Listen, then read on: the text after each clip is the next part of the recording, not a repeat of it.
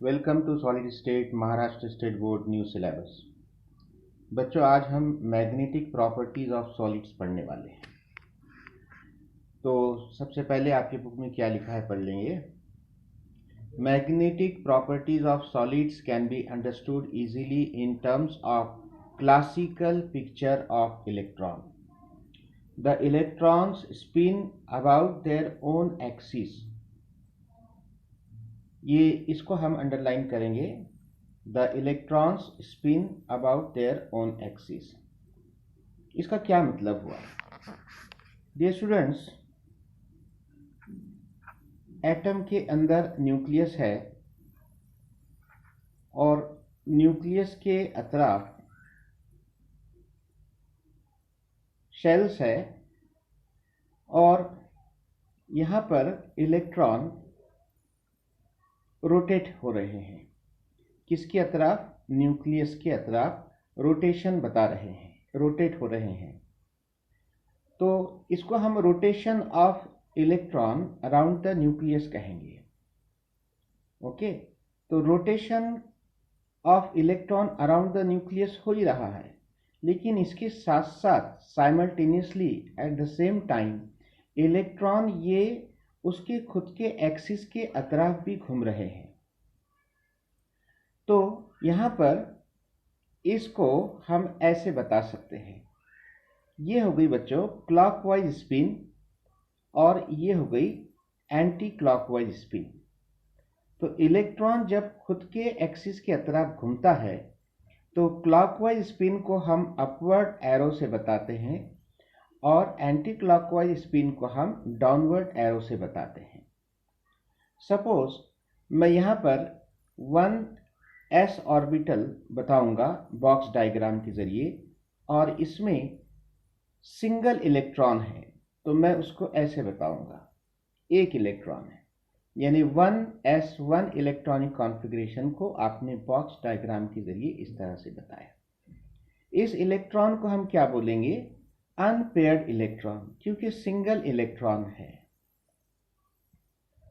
और ये unpaired electron की स्पिनिंग की वजह से मैग्नेटिक मूवमेंट तैयार हो रही है और मैग्नेटिक मूवमेंट की वजह से मैग्नेटिक फील्ड तैयार हो रही है। ओके, तो स्पिनिंग ऑफ इलेक्ट्रॉन की वजह से मैग्नेटिक फील्ड यानी कि मैग्नेटिक मूवमेंट तैयार होता है। लेकिन सेकंड एग्जांपल हम देखते हैं कि सपोज इलेक्ट्रॉनिक कॉन्फ़िगरेशन 1s2 है, तो मैं इसको बॉक्स डायग्राम में इस तरह से बताऊंगा। अब यहाँ पर दो इलेक्ट्रॉन्स नजर आ रहे हैं, तो हम इसको क्या बोलेंगे? पेयर्ड इलेक्ट्रॉन बोलेंगे या अनपेयर्ड इलेक्ट्रॉन बोलेंगे? बिल्कुल सही है। अब क्या बोलेंगे?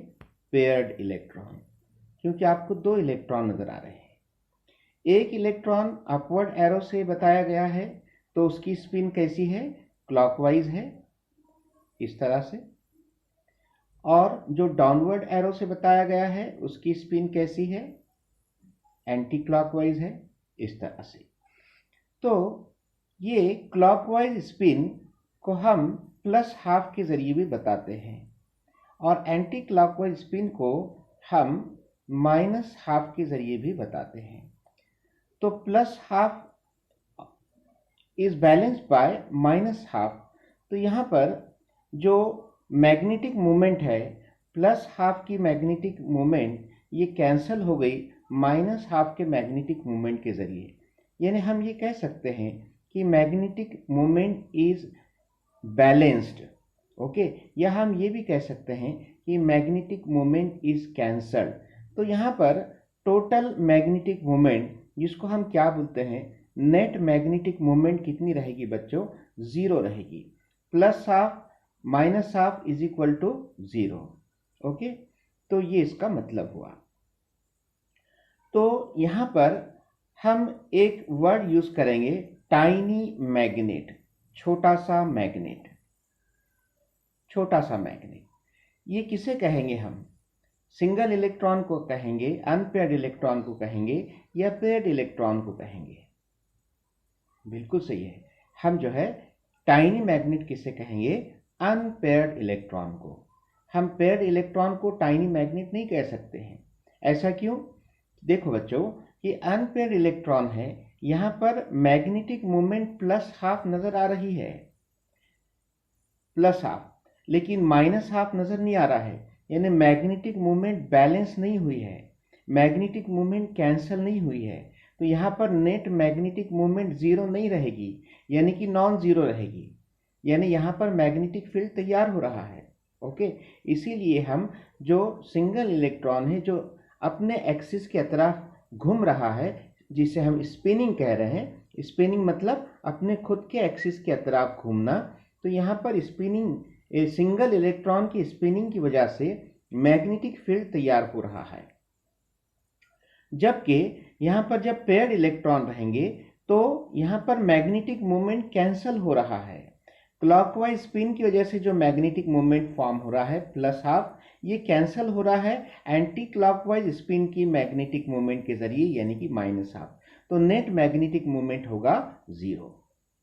तो मैग्नेटिक प्रॉपर्टी कौन से इलेक्ट्रॉन की वजह से तैयार होगी? सिंगल इलेक्ट्रॉन या पेयर्ड इलेक्ट्रॉन?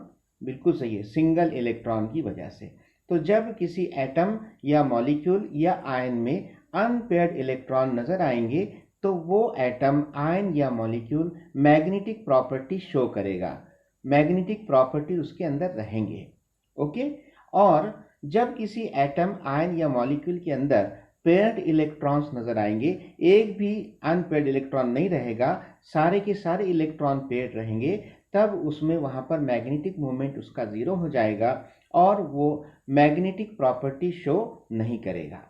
तो इसी बेसिस पर हमने यहाँ पर सॉलिड्स को 3 टाइप में डिवाइड किया है। नंबर 1 डायमैग्नेटिक सॉलिड्स या diamagnetic substances, number 2 paramagnetic substances और नंबर 3 फेरोमैग्नेटिक सब्सटेंसेस। चलिए बुक में क्या लिखा है एक बार पढ़ लेते हैं। Second paragraph, if N orbital contains 1 electron, अगर किसी ऑर्बिटल में सिर्फ एक इलेक्ट्रॉन मौजूद होता है, the unbalance spin exhibit magnetism, तो उसकी स्पिन क्या रहेगी? अनबैलेंस। यहाँ पर 1s1 सिंगल इलेक्ट्रॉन है, इसकी स्पिन बैलेंस नहीं हो रही है, इसे हम क्या कहेंगे? Unbalance spin.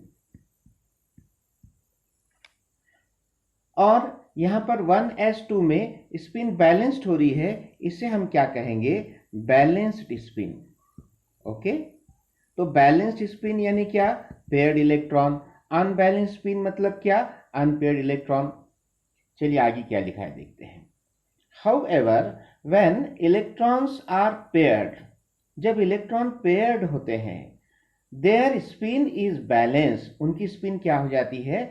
बैलेंस्ड हो जाती है, and no magnetic property is observed. On the basis of magnetic properties, solids are classified into 3 major classes. Number 1 diamagnetic, number 2 paramagnetic and number 3 ferromagnetic. तो सबसे पहले हम डायमैग्नेटिक पढ़ेंगे। डायमैग्नेटिक सॉलिड्स क्या लिखा है देखिए, the substances with all electron pairs, ऐसे सब्सटेंसेस जिसमें सारे जितने भी इलेक्ट्रॉन्स के पास अवेलेबल है वो सारे के सारे इलेक्ट्रॉन पेयर्ड है, एक भी इलेक्ट्रॉन अनपेयर्ड नहीं है। ओके, ऐसे सब्सटेंस के बारे में कहा गया है। Are weakly repelled by magnetic field, ये मैग्नेटिक फील्ड के जरिए वीकली रिपेल्ड होते हैं। अब मैग्नेटिक फील्ड मतलब क्या? सपोज एक सब्सटेंस है और ये सब्सटेंस आपने मैग्नेटिक फील्ड में रखा है। मैग्नेटिक फील्ड मतलब यहाँ पर 2 मैग्नेट है, आप ध्यान से देखिए इसको। मैग्नेटिक फील्ड मतलब क्या? ये 2 मैग्नेट है और इसका नॉर्थ पोल और इसका साउथ पोल, ये दोनों के बीच में जो एरिया है, इस एरिया को कहा जा रहा है मैग्नेटिक फील्ड। और ये मैग्नेटिक फील्ड के बीच में हमारा ये सब्सटेंस रखा हुआ है। ओके, तो अब क्या होगा कि जब आप इस सब्सटेंस को मैग्नेटिक फील्ड के अंदर रखेंगे, यानी 2 मैग्नेट के बीच में रखेंगे, तो क्या होगा? ये सब्सटेंस रिपेल होगा। किसके जरिए? मैग्नेट्स के जरिए। these substances are said to be diamagnetic। तो ऐसे सब्सटेंस को हम क्या बोलेंगे? Diamagnetic substance. अब ये सब्सटेंस डायमैग्नेटिक क्यों है? क्योंकि ये मैग्नेट के जरिए रिपेल हो रहा है। ये मैग्नेट के जरिए रिपेल क्यों हो रहा है? क्योंकि इस सब्सटेंस में जितने भी इलेक्ट्रॉन्स है वो सारे के सारे इलेक्ट्रॉन पेयर्ड है। Pairing of electrons balances the spins and hence cancels their magnetic moment। Okay, तो हम यहाँ पर डायमैग्नेटिक सब्सटेंस की डेफिनेशन क्या करेंगे? ध्यान से सुनो। What is diamagnetic substance and what is diamagnetism. यहाँ पर हमको डायमैग्नेटिज्म यानी क्या और डायमैग्नेटिक सब्सटेंस यानी क्या, ये दोनों की डेफिनेशन ध्यान से सुनिए। सबसे पहले मैं आपको डायमैग्नेटिज्म की डेफिनेशन बताऊंगा। ध्यान से सुनिए। The magnetic property of substance, ध्यान से सुनिए बच्चों, the magnetic property of substance due to which substance get repelled from magnet is called as diamagnetism and the substance is called as diamagnetic substance। फिर से एक बार, डायमैग्नेटिज्म की definition क्या है? The magnetic property of substance due to which substance get repelled from magnet is called as diamagnetism and the substance is called as diamagnetic substance. Okay, इसके examples दिए गए हैं। Nitrogen, fluorine, NaCl, H2O and benzene are some examples of diamagnetic substance. तो diamagnetic substance की सबसे खास बात यह है कि यहाँ पर जितने भी इलेक्ट्रॉन्स रहेंगे वो सब पेयर्ड इलेक्ट्रॉन्स रहेंगे, पेयर्ड रहेंगे। और जितने भी स्पिन्स रहेंगे वो सब स्पिन्स कैसे रहेंगे? बैलेंस रहेंगे। और नेट मैग्नेटिक मोमेंट क्या रहेगी? जीरो रहेगी। ये तीन बातें यहां पर बताई गई है। तो ऐसे सब्सटेंस को हम क्या बोलेंगे? Diamagnetic substance. अब आप एक यहां पर जो बहुत सारे एग्जाम्पल्स दिए गए हैं, तो हम एक एग्जाम्पल इसमें से हम सिलेक्ट कर लेते हैं। सपोज नाइट्रोजन, यहाँ पर N2 ये एग्जाम्पल दी गई है। तो नाइट्रोजन का ये मॉलिक्यूल है और इस मॉलिक्यूल में दो नाइट्रोजन है। ये दो नाइट्रोजन इस तरह से हम लिख सकते हैं और ये दो नाइट्रोजन के बीच में सिंगल बॉन्ड, डबल बॉन्ड या ट्रिपल बॉन्ड, बिल्कुल सही कहा आपने, ट्रिपल बॉन्ड रहना चाहिए इस तरह से, क्योंकि नाइट्रोजन की वैलेंसी कितनी है? 3 है, इसीलिए ट्रिपल बॉन्ड रहना चाहिए। दोनों नाइट्रोजन की वैलेंसी सेटिस्फाई हो गई है। और हमको ये अच्छी तरह पता है कि हर एक नाइट्रोजन पर एक लोन पेयर ऑफ इलेक्ट्रॉन होता है इस तरह से। अब आप अगर ये पूरे मॉलिक्यूल में देखेंगे तो आप ध्यान से देखिए, कहीं भी आपको अनपेयर्ड सिंगल इलेक्ट्रॉन नजर नहीं आ रहा है। सबसे पहले इसके सर पे जो हमने पेयर बताई है ये पेयर ऑफ इलेक्ट्रॉन है, अनपेयर्ड नहीं है। उसके बाद ये जो 3 बॉन्ड है, तो सबसे नीचे वाला बॉन्ड देखिए, ट्रिपल कोवैलेंट बॉन्ड है। ये नीचे वाला बॉन्ड कितने इलेक्ट्रॉन से बना हुआ है? 2 इलेक्ट्रॉन, यानी ये पेयर है। ये बीच वाला बॉन्ड कितने इलेक्ट्रॉन से बना हुआ है? 2, ये भी पेयर है। और ये ऊपर वाला बॉन्ड ये भी 2 इलेक्ट्रॉन। यानी कहने का मतलब सब पेयर्स नजर आ रहे हैं, कोई भी सिंगल इलेक्ट्रॉन आपको नजर नहीं आ रहा है। इसीलिए हम कह सकते हैं कि नाइट्रोजन ये डायमैग्नेटिक सॉलिड है। आप बोलेंगे नाइट्रोजन तो गैस होती है, लेकिन बच्चों नाइट्रोजन गैस को हम लिक्विफाई कर सकते हैं लिक्विड की शक्ल में ठंडा करके, और उसको ठंडा करेंगे तो वो सॉलिड नाइट्रोजन बनेगा। उसके बाद अगला देखते हैं ferromagnetic solid, sorry paramagnetic solid. The substances with unpaired electrons are weakly attracted by magnetic field. These substances are called paramagnetic substances। तो ऐसे सब्सटेंसेस जो मैग्नेट के जरिए अट्रैक्ट होते हैं, लेकिन कैसे अट्रैक्ट हो रहे हैं? वीकली। तो ऐसे सब्सटेंसेस को हम क्या कहेंगे? Paramagnetic solid. फिर से एक बार इसकी डेफिनेशन करेंगे। What do you mean by paramagnetic solids या paramagnetic substances? The substances which get weakly attracted by magnet, which get weakly attracted by magnet is called as paramagnetic substance, and this phenomenon, this property is called as paramagnetism. अब यहाँ पर आगे क्या लिखा देखेंगे, the spinning of unpaired electron gives rise to magnetic moment. तो जो unpaired electron है, सपोज यहाँ पर ये s ऑर्बिटल है और इसमें ये सिंगल इलेक्ट्रॉन है, अनपेयर्ड इलेक्ट्रॉन, तो ये अनपेयर्ड इलेक्ट्रॉन की वजह से यहाँ पर जो मैग्नेटिक मोमेंट तैयार हो रहा है, उस मैग्नेटिक मोमेंट की वजह से मैग्नेटिक प्रॉपर्टी इसमें आ गई है। The substance is attracted by magnetic field because of magnetic moment. तो मैग्नेटिक मोमेंट की वजह से ये सब्सटेंस मैग्नेट की तरफ अट्रैक्ट हो रहा है। It is important to understand that these substances exhibit magnetism in presence of external magnetic field only। तो यहाँ पर ये जो सब्सटेंस है, इस सब्सटेंस को हम क्या कह रहे हैं, पैरामैग्नेटिक। लेकिन इसमें ये जो पैरामैग्नेटिक प्रॉपर्टी यानी मैग्नेटिज्म की जो प्रॉपर्टी है, क्या प्रॉपर्टी आ गई है, सपोज इस मैग्नेट का नॉर्थ पोल और इस मैग्नेट का साउथ पोल, और यहाँ बीच में ये सब्सटेंस हमारा रखा हुआ है। आप ऐसे कंसीडर कीजिए कि ये पैरामैग्नेटिक सब्सटेंस है। तो जब आप मैग्नेटिक फील्ड के अंदर रखेंगे, इस मैग्नेटिक फील्ड के बीच में रखेंगे, तो ये सब्सटेंस क्या होगा, वीकली अट्रैक्टेड होगा बाय द मैग्नेट, मैग्नेट के जरिए ये थोड़ा सा अट्रैक्ट होगा।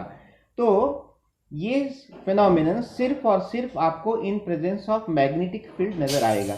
जैसे ही आप ये मैग्नेट यहाँ से हटा देंगे तो इसकी ये मैग्नेटिक प्रॉपर्टी खत्म हो जाएगी। इसीलिए कहा गया है कि इसका जो मैग्नेटिक प्रॉपर्टी है, इसका जो मैग्नेटिज्म है, ये टेम्पररी है, परमानेंट नहीं है।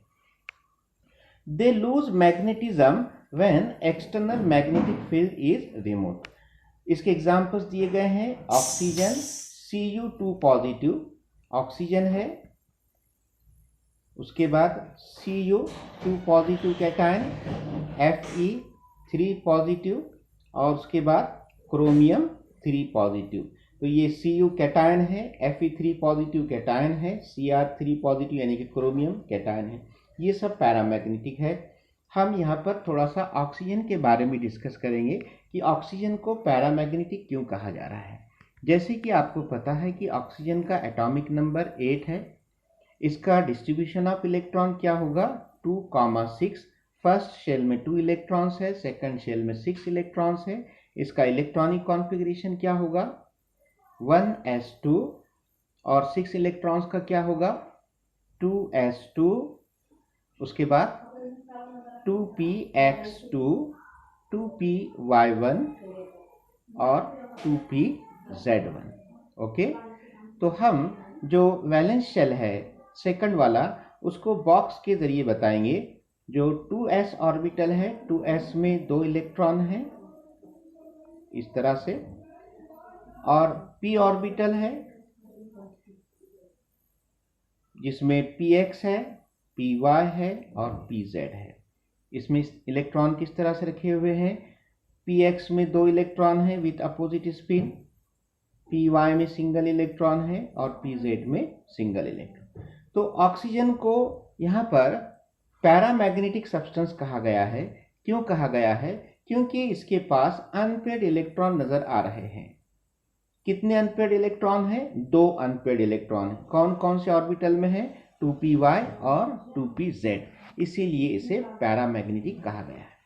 एक क्वेश्चन मेरे माइंड में आ रहा है, अगर सपोज आपको एग्जाम में पूछा गया, मैं 2 ऑप्शन दूंगा, पहला ऑप्शन है O और दूसरा ऑप्शन है O2 नेगेटिव आयन। ये आपको पूछा गया है कि ये दोनों में से कौन सा सब्सटेंस पैरामैग्नेटिक है, तो आपका आंसर क्या रहेगा, बिल्कुल सही है, ऑप्शन ए रहेगा। क्योंकि हमने जो बात की ऑक्सीजन के बारे में की है, ये पैरामैग्नेटिक रहेगा क्योंकि इसमें 2 अनपेयर्ड इलेक्ट्रॉन नजर आ रहे हैं। लेकिन सवाल ये पैदा हो रहा है कि ऑप्शन बी क्यों नहीं रहेगा। यहाँ पर इसके ऑक्सीजन के सर पर 2 नेगेटिव चार्जेस है, इसका मतलब ऑक्सीजन ने 2 एक्स्ट्रा इलेक्ट्रॉन गेन किए हैं, और 2 एक्स्ट्रा इलेक्ट्रॉन गेन करने के बाद यहाँ पर O2 नेगेटिव यानी इसका अब इसके पास 10 इलेक्ट्रॉन हो जाएंगे, 2 इलेक्ट्रॉन गेन किए हैं, तो इसका इलेक्ट्रॉनिक कॉन्फ़िगरेशन कैसा होगा बच्चों, 2,8 हो जाएगा। तो फिर 2,8 हो जाएगा तो यहाँ पर 2px2 हो जाएगा, 2py2 हो जाएगा, 2pz2 हो जाएगा, यानी ये बॉक्स डायग्राम में आपको ऐसे नजर आएगा। अब सारे के सारे इलेक्ट्रॉन यहाँ पर पेयर्ड नजर आ रहे हैं, एक भी अनपेयर्ड इलेक्ट्रॉन नहीं है।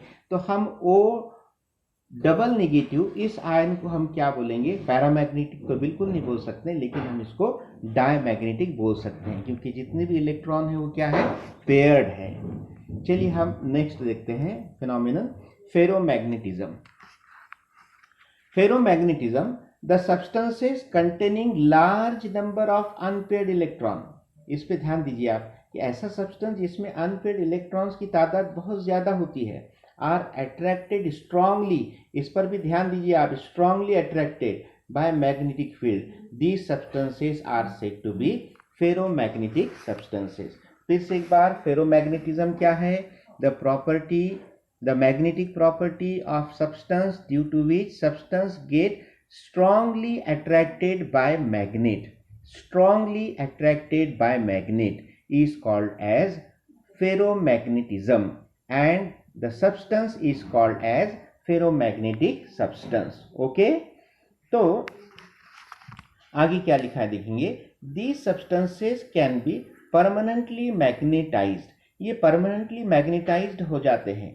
कब परमानेंटली मैग्नेटाइज हो जाते हैं, सपोज हमारा ये जो सब्सटेंस है ये फेरोमैग्नेटिक सब्सटेंस है और इसको हमने मैग्नेटिक फील्ड के बीच में रखा है, ये हमारा नॉर्थ पोल मैग्नेट का और ये साउथ पोल, इन दोनों के बीच में हमने ये सब्सटेंस को रखा है और हम ये क्या कंसिडर कर रहे हैं कि ये सब्सटेंस कैसा है, फेरोमैग्नेटिक। तो ये मैग्नेटिक फील्ड में तो स्ट्रांगली अट्रैक्ट होगा मैग्नेट की तरफ, लेकिन आप जब ये मैग्नेट हटा देंगे यहाँ से तो भी ये एक परमानेंट मैग्नेट बन जाएगा, इसमें भी दो पोल तैयार हो जाएंगे, नॉर्थ और साउथ पोल। ओके, इसीलिए हम कहते हैं कि ये परमानेंटली मैग्नेटाइज्ड हो चुका है। आगे क्या लिखा है देखेंगे, they retain magnetism even after the removal of external magnetic field.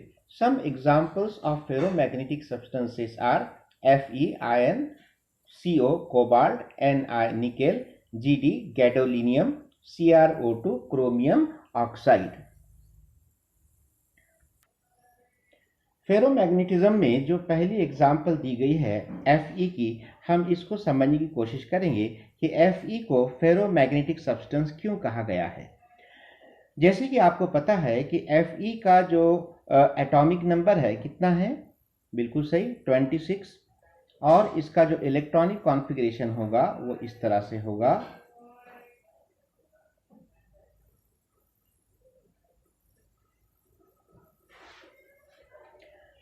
तो इनर इलेक्ट्रॉनिक कॉन्फ़िगरेशन उसका आर्गॉन की तरह है। आर्गॉन यानी कितने इलेक्ट्रॉन्स को रिप्रेजेंट कर रहा है, 18 इलेक्ट्रॉन्स को।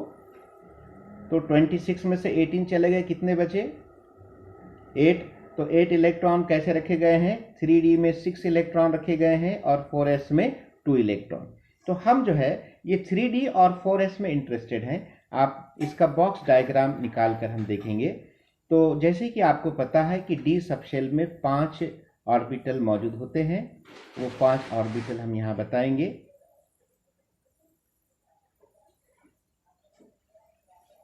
ये 5 ऑर्बिटल है और 5 ऑर्बिटल में हमको कितने इलेक्ट्रॉन रखना है, 6 इलेक्ट्रॉन रखना है। तो पहले हम क्या करेंगे, रूल क्या है कि पहले एक एक इलेक्ट्रॉन रख देना है।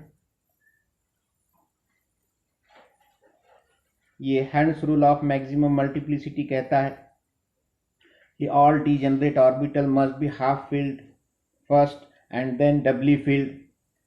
ये सिंगली फिल्ड हो गए। अब छठा इलेक्ट्रॉन कहाँ एंटर होगा, यहाँ पर, इस तरह से। और 4s सब शेल में एक ऑर्बिटल है, s ऑर्बिटल, उसमें कितने इलेक्ट्रॉन है, 2 इलेक्ट्रॉन, उसको ऐसे बताएंगे। तो अब फेरोमैग्नेटिक प्रॉपर्टी कौन से इलेक्ट्रॉन की वजह से डेवलप हुई है। सबसे पहले हम 4s के बारे में सोचते हैं। 4s में आपको 2 इलेक्ट्रॉन नजर आ रहे हैं, एक क्लॉकवाइज और दूसरा एंटी क्लॉकवाइज। यहाँ पर स्पिन बैलेंस हो गई है, नेट मैग्नेटिक मूवमेंट यहाँ पर 0 है। इसका मतलब ये फेरोमैग्नेटिज्म के लिए जिम्मेदार नहीं है। चलिए डी ऑर्बिटल देखते हैं। डी ऑर्बिटल में पहला जो डी ऑर्बिटल है इसमें आपको 2 इलेक्ट्रॉन दिख रहे हैं, यानी यहाँ फिर से स्पिन बैलेंस हो गई है, इसलिए ये भी फेरोमैग्नेटिज्म के लिए जिम्मेदार नहीं है। लेकिन उसके बाद के जो 4 ऑर्बिटल दिख रहे हैं डी ऑर्बिटल, यहाँ से यहाँ तक देखिए, तो ये 4 इलेक्ट्रॉन्स है और ये 4 इलेक्ट्रॉन्स कैसे नजर आ रहे हैं? अनपेयर्ड नजर आ रहे हैं, यानी कि इनकी स्पिन अनबैलेंस्ड है, बैलेंस नहीं है। यानी कि इनका जो इनके पास मैग्नेटिक मूवमेंट है, हर एक इलेक्ट्रॉन यहाँ पर टाइनी मैग्नेट की तरह रोल अदा कर रहा है। तो देखो बच्चों, यहाँ पर 4 इलेक्ट्रॉन यानी कि 4 छोटे छोटे मैग्नेट हो गए, और जब 4 छोटे छोटे मैग्नेट यानी टाइनी मैग्नेट आ गए, इसलिए इसमें मैग्नेटिक प्रॉपर्टी बहुत ही स्ट्रांग आ गई बच्चों, और इसीलिए इसे फेरोमैग्नेटिक कहा गया है। तो उम्मीद कि आपको ये समझ में आ गया होगा। अब नेक्स्ट वीडियो में हम नया चैप्टर शुरू करने वाले हैं, सॉल्यूशंस। बहुत ही इंपॉर्टेंट चैप्टर है, तो आप साथ में बने रहिए। तब तक के लिए good bye, thank you very much.